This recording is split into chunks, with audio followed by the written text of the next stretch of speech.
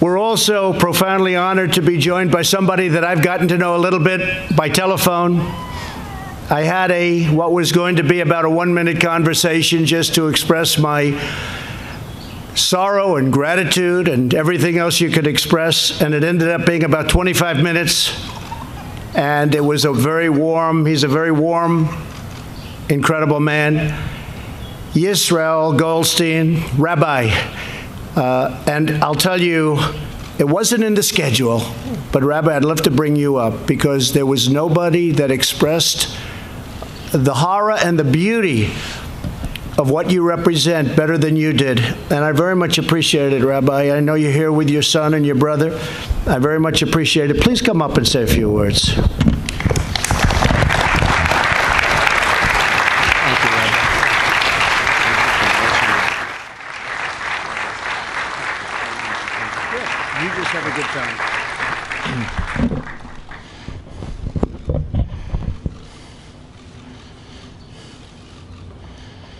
Just 5 days ago, Saturday morning, I faced evil and the worst darkness of all time, right in our own house of worship, right at Chabad Pוויי. I faced him, and I had to make a decision. Do I run and hide, or do I stand tall and fight and protect all those that are there? We cannot control what others do, but we can control how we react. My dear Rebbe, Rabbi Menachem Mendel Schneerson, taught me the way we react to darkness is with light.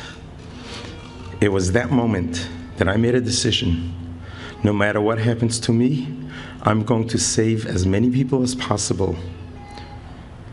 I should have been dead by now, based on the rule of statistics. I was in the line of fire, bullets flying all the way. My fingers got blown off, but I did not stop. The Rebbe taught me, as a Jew, you are a soldier of God. You need to stand tall and stand fast and do whatever it takes to change the world. My life has changed forever. But it changed so I could make change. And I could help others learn how to be strong, how to be mighty and tall. Many have asked me, Rabbi, where do we go from here? How do we prevent this? And my response is what my Rebbe told me when President Ronald Reagan was shot. The Rebbe said, we need to go back to the basics and introduce a moment of silence in all public schools so that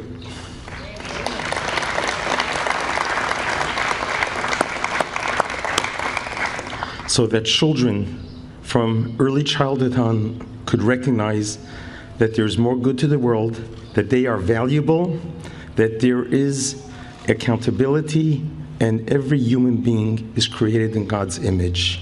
If something good could come out of this terrible, terrible, horrific event, let us bring back a moment of silence to our public school system. I also want to thank the United States of America. I'd like to thank our dear, honorable Mr. President for being, as they say in Yiddish, a mensch par excellence.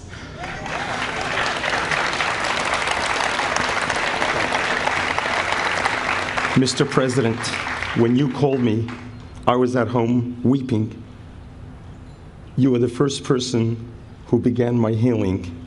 You heal people in their worst of times, and I'm so grateful for that. So beautiful. That's so beautiful. Thank you. You have helped me bring great honor to Mrs. Lori Kay of blessed memory, a 60-year-old dear friend of our congregation. I've known her for 25 years, a staunch volunteer. She works for the Friendship Circle, an organization that helps children with special needs. This year, on June 2nd, we're doing a march in her memory to show that nothing is going to stop us. We're going to march with victory, and you helped us bring Lori Kay great honor. And God bless you, and God bless America. Thank you, Rabbi. That's so beautiful. Thank you very much. Thank you, Rabbi. go from darkness to light.